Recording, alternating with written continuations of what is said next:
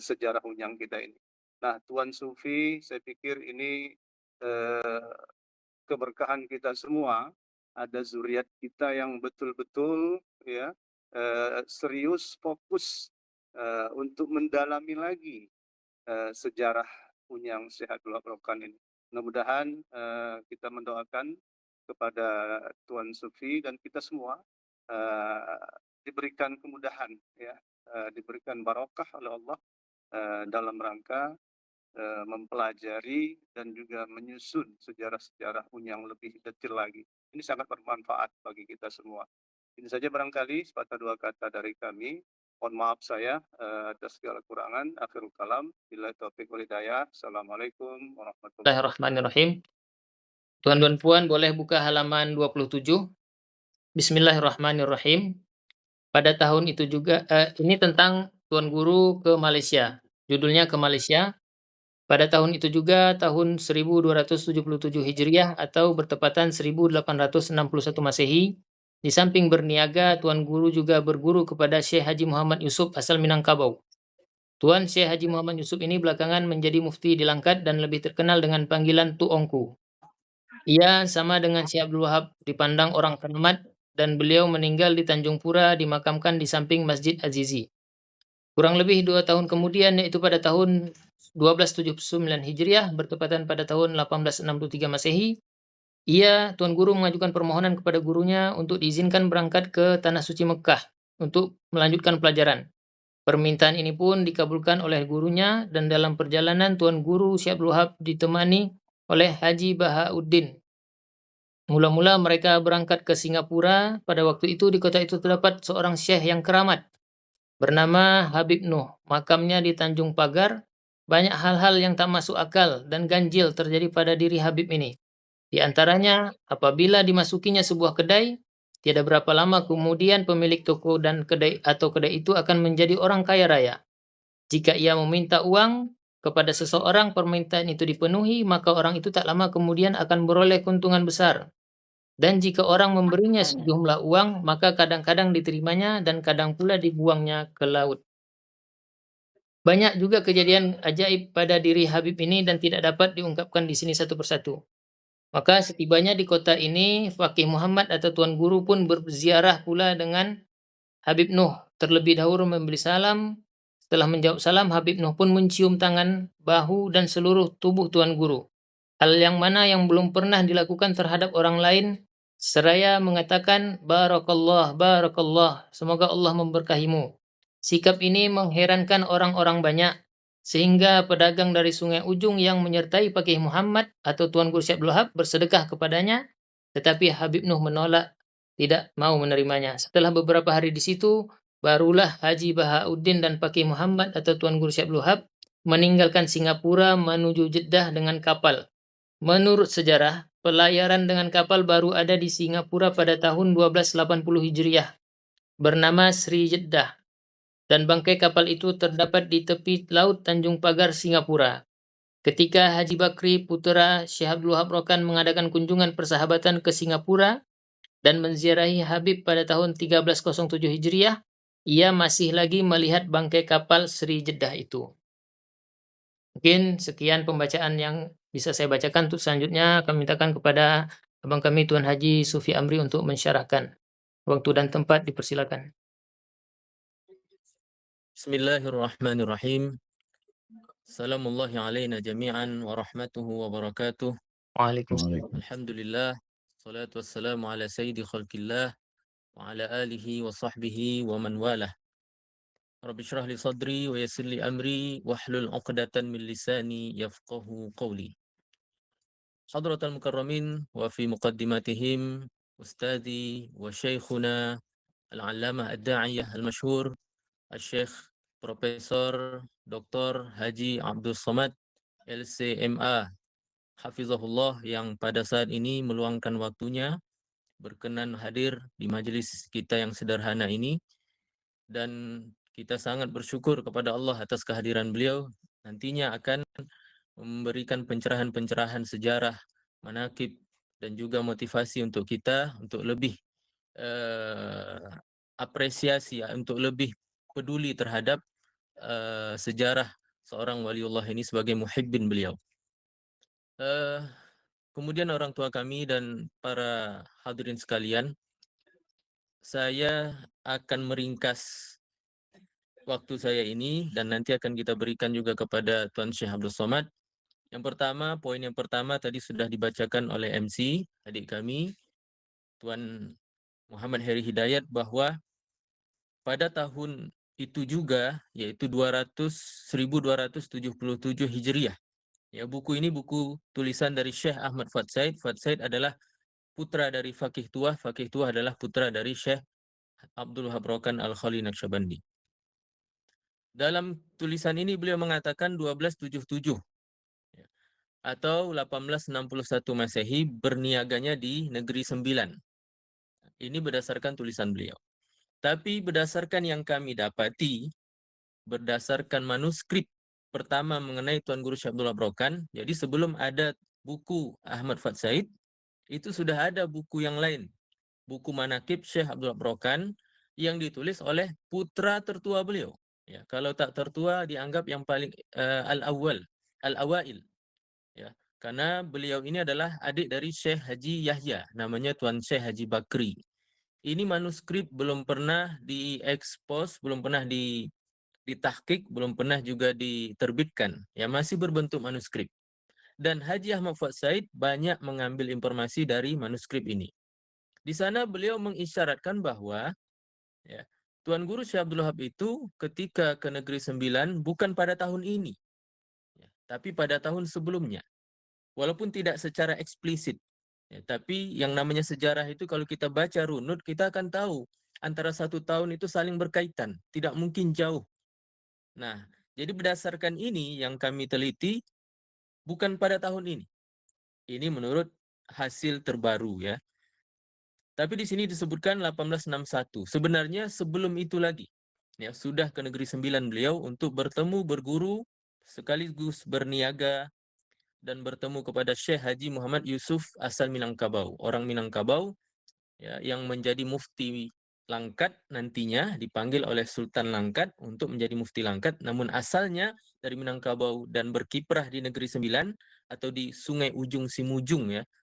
Arif billah al-allamah al-mursyid al-kamil al-mukammil Abdul Wahab Rokan nafa'anallahu bi karamatihi nastamiddu bi madadihi wa natabarraku bi barakatihi.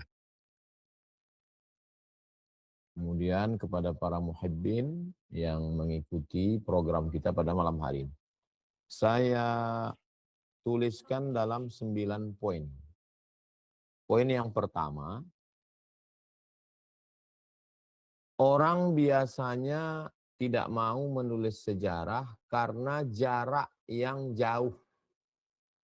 Misalnya kalau saya lah menulis tentang Syekh Abdul Wahab Rokan, saya merasa tidak layak karena jarak yang jauh. Beliau wafat 1926, sekarang 2026. Lalu saya akan mengatakan jarak saya dengan almarhum 100 tahun, saya tak layak menulis. Itu yang selalu mengganjal di pikiran orang. Padahal kalau kita lihat dalam sejarah Islam, ambil contoh Imam Abu Ja'far Ibnu Jarir At-Tabari. Beliau menulis sejarah dari mulai Nabi Adam dalam tarikh At-Tabari.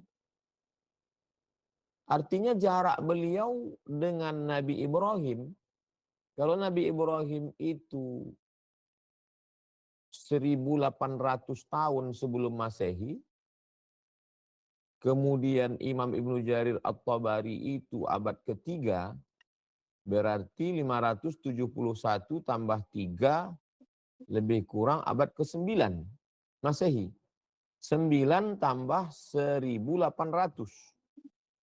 Berarti jarak Imam Ibnu Jarir At-Tabari dengan Nabi Ibrahim lebih kurang 2700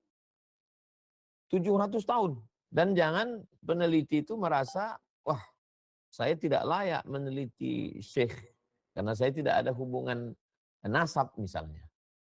Nah, karena imam-imam ini juga tidak ada punya hubungan, mereka bukan ahli bait. Nah, ini tentang ini poin yang pertama. Jadi saya hanya ingin menyampaikan bahwa apa yang dilakukan oleh muhibbin, zuriat, kemudian pelaku tarekat, hari ini kalau dia menulis tentang Syekh, itu adalah sunnah. Sunnah dalam sejarah umat Islam. Yang kedua, manusia itu biasanya punya kelebihan karena nasab. Karena dia anak ulama, karena dia anak raja, karena dia anak orang kaya. Yang kedua, karena memang ya nasib aja. Kebetulan hanya nasib saja. Tapi kalau kita tengok Tuan Guru, beliau lebih dulu masyhur karena ilmunya, baru nasabnya diketahui orang. Jadi dia tidak membawa nasab. Setelah dia masyhur menjadi seorang mursyid, barulah diteliti orang nasabnya, oh ternyata dia bangsawan. Keturunan dari darah biru Tambusai. Jadi beliau tidak membawa nama orang lain. Beliau perintis, beliau bukan pewaris. Ini menjadi pelajaran buat kita yang hidup di zaman ini, betapa beliau mengajarkan kita, ya inilah saya.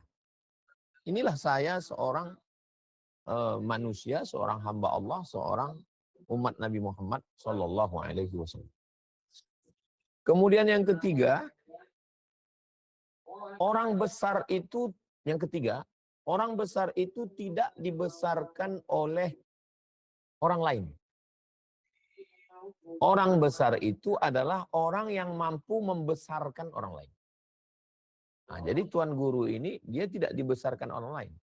Dialah yang membesarkan orang lain dengan mengangkat khalifah-khalifahnya itu. Jadi orang begitu sudah diangkat menjadi khalifah tarekat Naqsabandiyah ini, dari mulai Sumatera sampai ke Semenanjung, maka orang itu menjadi besar karena beliau. Jadi banyak orang kalau zaman sekarang mencantol ke tokoh lain, membesarkan diri dengan menempel ke tokoh lain. Sedangkan beliau tidak. Justru orang-orang yang menisbatkan diri ke beliau itulah yang menjadi besar. Sehingga kalau seorang itu menjadi khalifah tarekat Naqsabandiyah, apalagi sampai menjadi mursyid dari tarekat Naqsabandiyah Besilam, maka orang itu menjadi besar. Sampai hari ini. Sampai hari ini orang bangga untuk menisbatkan diri, saya bersuluk di Besilam, mengikut silsilah saya sampai ke Syekh Abdul Wahab Rokam. Poin yang keempat, at-tamassuk bisyariah.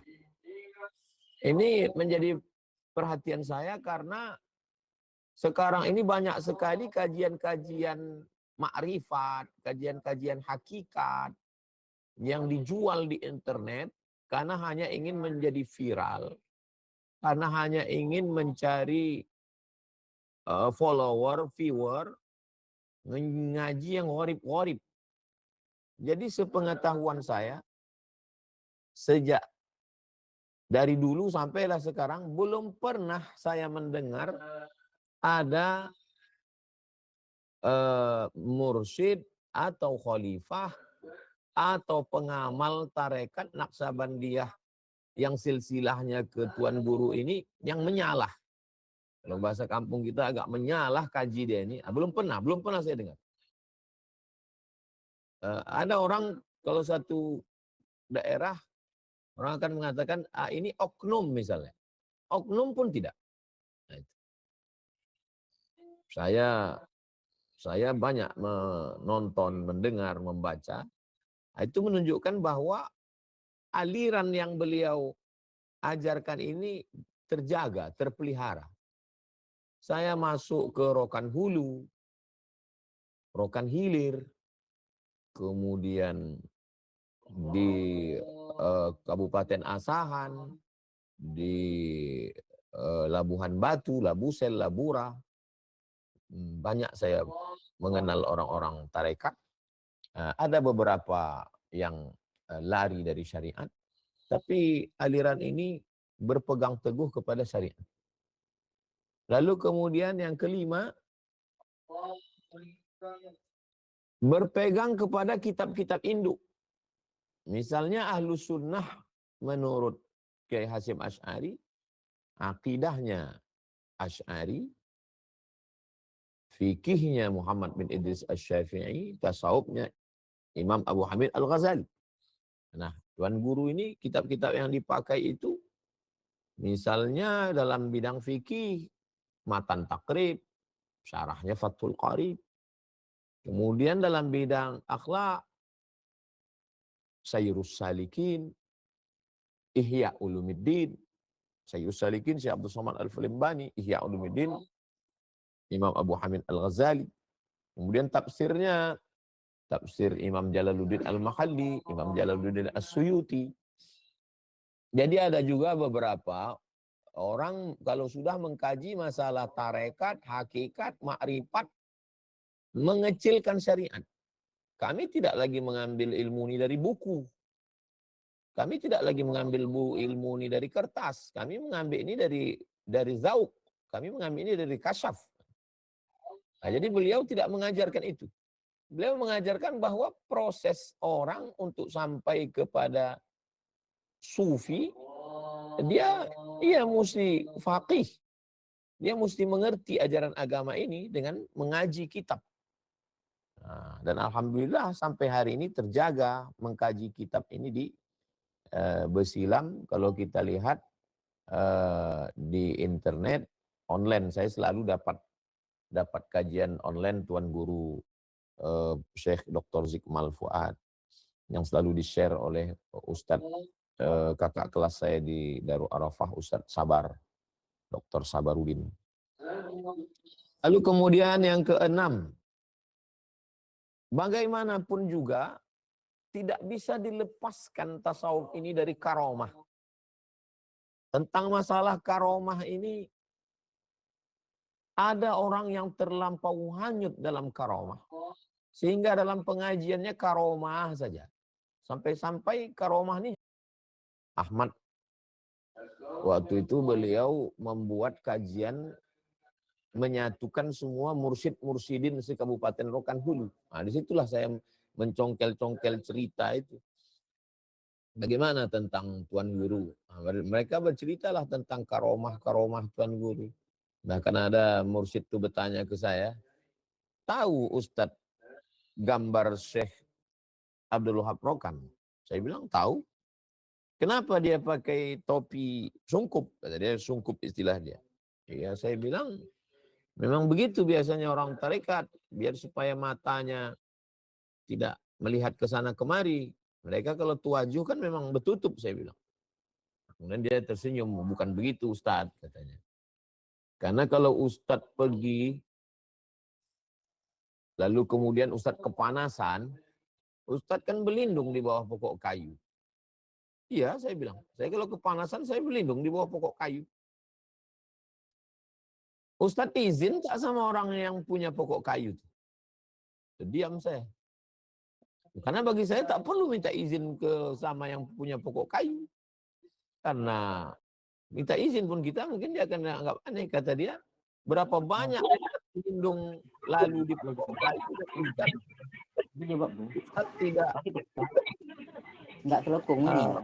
tidak minta izin ke yang punya pokok kayu. Nah, Tuan Guru ini tak mau dia terutang. Maka jadi banyak hal yang saya tak paham dan tak jumpa saya di buku. Mungkin karena kurangnya bacaan saya. Tapi di antara beberapa hal. Kemudian dulu ketika di Muallimin, Al-Wasliyah, Medan. Saya di Muallimin dari tahun 90 sampai bulan Mei 95. Yang mengajar kami akidah Ad-Dasuqi ala Ummil Barahin, waktu itu Ustadz Hafiz Yazid. Ustadz Hafiz Yazid bercerita tentang beberapa karamah Syekh Abdul Wahab Rokan. Poin yang ketujuh, apa yang dilakukan oleh zuriat beserta muhibbin membaca kitab Syekh Ahmad Fuad Said bin Fakih Tuah bin Syekh Abdul Wahab, menurut saya ini semacam tahqiq manuskrip. Jadi kalau kitab ada di bawahnya ta'liqat atau hasyiah, hawashi, maka jangan kita anggap itu suatu kritik. Nah, karena banyak orang yang tidak paham dunia ilmiah, dia anggap kalau kita mengomentari satu buku, ta'liqat itu justru pengayaan. Nah, jadi saya berharap buku Syekh Ahmad Fuad Said ke depan itu ya ta'liqat macam tadi, bahwa berangkat 1861 ke Malaysia belajar kepada Syekh Muhammad Yusuf, lalu kemudian 1863 ke Makkah. Ternyata setelah diteliti, Syekh Sulaiman Zuhdi jadi mursyid 1275 Hijriah 1857 1858. Jadi ada hujahnya, ada alasannya. Jadi kalau disosialisasikan ini ke masyarakat, ke dunia ilmiah, diseminarkan, sehingga ta'liqat, komentar-komentar itu, misalnya footnote-nya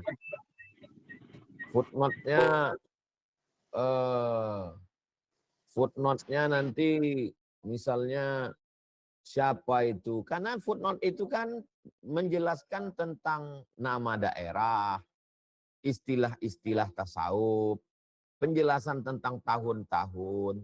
Kalau terjadi istilah tentang riwayat, apakah dia bisa al-jam'u bainar riwayat? Jadi saya kira ini pengayaan. Jadi bagi para peneliti-peneliti sejarah yang menulis tesis, disertasi, ini sangat beruntung orang yang mau nulis tentang ini, karena kalau dia mengikuti kajian ini, dia dapat bahan banyak, tinggal ngumpulkan aja, jam'ul mutafarriqat. Poin yang ke-8, perlunya menjaga sum'ah. Jadi syekh yang sebagai seorang yang alim, faqih, kemudian mursyid, maka ini sebagai muhibbin, orang-orang yang mencintai beliau tentu menjaga. Menjaganya tidak hanya sekedar mengamalkan thariqatnya, tapi juga ya ilmunya. Nah, sejaran dengan ilmu, karena apa langkah yang beliau lewati dulu, itulah yang mesti ditapaki oleh para muhibbin yang ada sekarang. Poin yang ke-9, pentingnya untuk menyebarkan informasi tentang syekh ini. Kalau saya lihat, kenapa kiai-kiai NU itu begitu viral? Karena anak mudanya itu punya website, FB, TikTok. Mereka olah informasi itu kalau saya lihat ya, dalam bentuk video pendek, dalam bentuk podcast, dalam bentuk banner, flyer, dalam bentuk tulisan, dalam bentuk karikatur pun ada, dalam bentuk foto, lukisan. Nah, itu. Jadi bahan mentahnya dari akademisi, lalu kemudian di-share ini ke anak-anak muda. Anak muda inilah yang mengolahnya. Syekh sebetulnya tak perlu dia ini, bagi dia tak perlu ini. Karena orang tarekat ini kan senyap dalam diam. Tapi kita tujuan kita men-share ini bukan untuk beliau tak penting ini.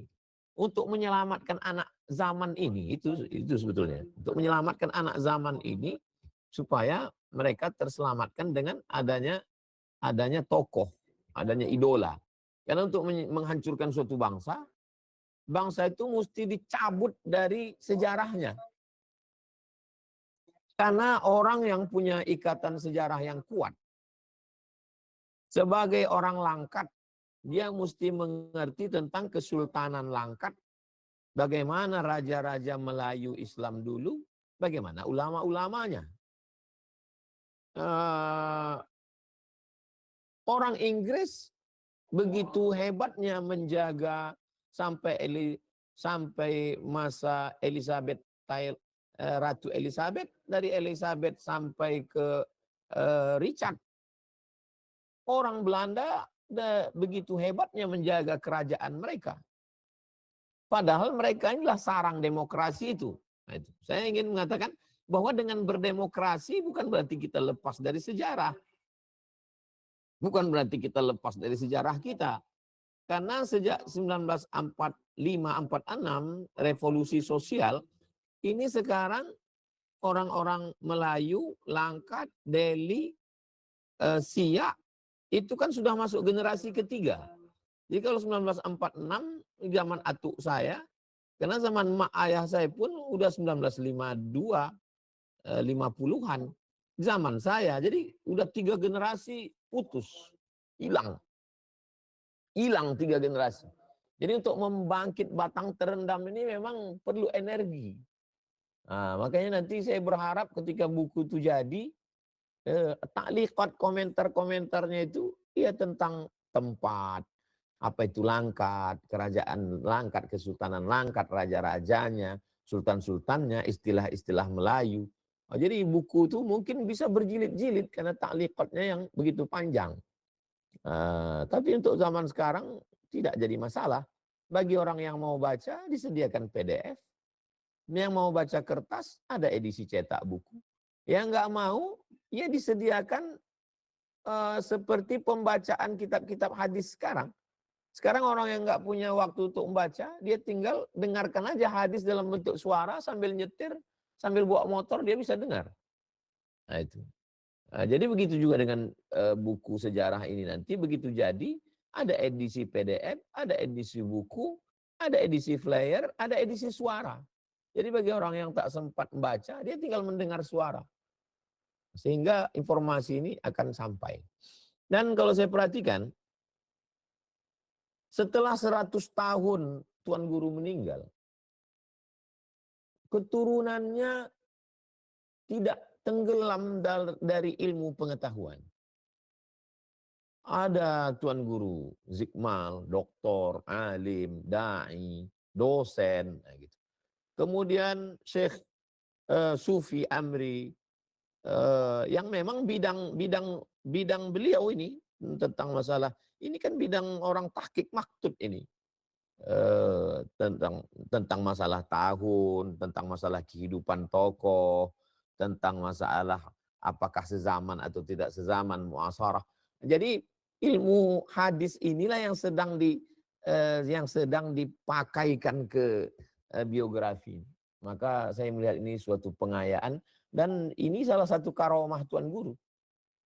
Salah satu karomah Tuan Guru, anak cucunya, muhibbinnya, alim, sehingga biografinya muncul ke permukaan. Saya kira itu 9 poin catatan saya terkait dengan pembacaan. Dan saya amat sangat merespon, saya berharap mudah-mudahan buku ini ke depan dicetak dalam bentuk takliqat, hasyiah, hawashi, dan saya insya Allah siap menjadi pembaca kalau diadakan bedah buku, insya Allah. Terima kasih, jazakumullah khairal jaza, yang sudah, bak kata orang Melayu, saya malam ini menumpang tuah kepada Tuan Guru.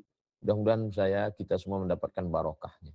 Jazakumullah khairal jaza, ahsanullah ilaikum, wa barakallahu fikum, wassalamualaikum warahmatullahi wabarakatuh. Waalaikumsalam warahmatullahi wabarakatuh. Nama saya Ustadz Hubbul Waton dari Zuriat Syekh Bani Jabbar. Yang pertama, pertanyaan untuk Ustadz Sufi, Ananda Sufi, terkait dengan buku yang disampaikan Ustadz Profesor Abdul Somad. Mudah-mudahan buku segera terbit. Cuman sekedar usul, itu kan sejarah dan mengkoreksi beberapa tanggal dan tempat. Karena tadi disampaikan oleh Ustadz Profesor, beberapa yang mungkin agak alfa kita, mungkin kiprah beliau dalam segi keilmuan, baik fikih atau ekonomi yang telah terbangun di Babu Salam, pondasi awalnya Mama. Kemudian untuk Ustadz Syekh Profesor Abdul Somad, apakah buku tersebut harus di ISBN kan, itu pertama. Kemudian yang kedua, apakah tadi ada buku manuskrip yang di awal yang disampaikan oleh Ananda Sufi itu bisa diterbitkan tapi versi berbeda sehingga menjadi sebuah rujukan yang bisa diakui secara akademis. Demikian. ISBN memang syarat untuk dia bisa jadi referensi di perguruan tinggi, karena kemarin ada yang sedang menulis skripsi di Fakultas Tarbiyah tidak diterima oleh dosen karena buku ini belum ISBN. Nah, jadi kalau kita mau buku ini valid, ya kita urus ISBN-nya dan insya Allah bukan saya memudah-mudahkan, enggak, insya Allah Allah mudahkan supaya buku ini bisa masuk menjadi referensi bagi Syekh Fuad Said dengan Syekh Bakri. Lalu kita katakan yang ini masih manuskrip. Nah, jadi sehingga pembaca, peneliti dia udah lemas duluan karena dia tidak menengok. Jadi baik sekali kalau manuskrip ini dibuatkan edisi cetaknya. Jadi kalau begitu 3 buku. Buku Syekh Fuad Said, kemudian manuskrip Syekh Bakri, lalu kemudian buku Syekh Fuad Said yang ada komentarnya. Barulah kemudian bagi orang yang cinta kepada ilmu, bagi muhibbin peneliti, maka saya optimis mudah-mudahan buku ini jadi. Tapi kita tidak bisa memaksa. Tentu saja disitulah nampak kecintaan. Syekh Abdul Somad bersama kita dalam waktu yang singkat padat ini rasa-rasanya tak cukup. Mudah-mudahan nanti adalah waktu-waktu lain lagi Tuan Guru Syekh Abdul Somad boleh membersamai kita.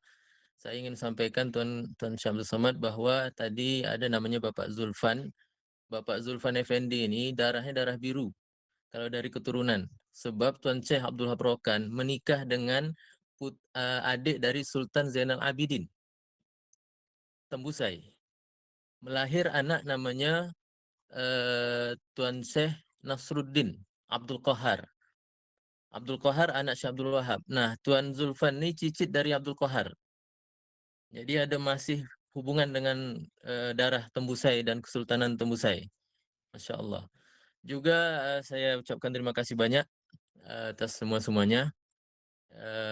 Tadi sudah disebutkan bahwa zuriat ini melebar kemana-mana. Ada yang sampai ke London, ada yang di Maroko, ada yang di Yaman, ada yang di Mesir, ada yang di Pulau Jawa, dan seterusnya.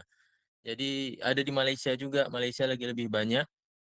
Jadi alhamdulillah kita tadi sudah disampaikan oleh Tuan Syekh Abdul Somad bahwa sejarah ini penting. Kalau bukan kita siapa lagi? Jangan sampai ada orientalis ya mengomentari unyang kita, berkiprah terus dengan banyak manuskrip, banyak mempelajari tentang beliau dari segi ekonominya, dari segi ilmunya, dari segi sosial politiknya, tapi kita hanya bisa sebagai pembaca. Ya, itu pun kalau nak membaca. Ya, kalau Anda membaca. Jadi kita ingin menjadi fa'il dalam sejarah Syekh Abdul Habrokan ini sekaligus menjadi pemberi contoh bahwasanya beliau ini begini dan seterusnya supaya generasi selanjutnya dapat ya memahami, dapat menikmati sosok Syekh Abdul Habrokan itu secara utuh ya dengan berbagai macam tulisan-tulisan mengenai beliau. Sampai di sini mungkin jazakumullah khairan kasiran kepada Tuan Guru Syekh Abdul Somad atas waktunya, dan kami tidak menahan-nahan ini Tuan. Maulana, boleh istilahnya kami akan lanjut sampai 8:30. Karena mungkin nanti ada diskusi dan tanya jawab. Kepada Tuan Syekh Abdul Somad mungkin ada kegiatan lain, kami persilahkan atas waktu-waktunya. Bingung saya nak menyampaikannya ini. Jadi saya sorahkanlah kepada Tuan Maulana. Saya mohon diri karena akan ada acara online kajian. Saya ucapkan banyak terima kasih, jazakumullah khairan, bil khusus kepada Syekh Sufi Amri Tambusai, kepada Zuriat, kepada Muhibbin, Tuan Guru, mudah-mudahan Allah Subhanahu wa taala memberkahi dan dengan ini pula lah kita dapat keberkahan itu insyaallah. Amin. Mohon maaf banyak kata-kata saya tak berkenan di hati. Aku qauli hadza astaghfirullah li wa lakum. Wassalamualaikum warahmatullahi wabarakatuh. Waalaikumsalam. Waalaikumsalam warahmatullahi wabarakatuh. Baik, minta izin karena Tuan Guru Ustadz Abdul Somad ada kegiatan lain. Jadi tadi ada pertanyaan dari Ustadz Hubbul Waton yang belum dijawab. Kami persilakan kepada abang kami Tuan Haji Sufi Amri untuk menjawab. Baik, terima kasih banyak Pak Dr.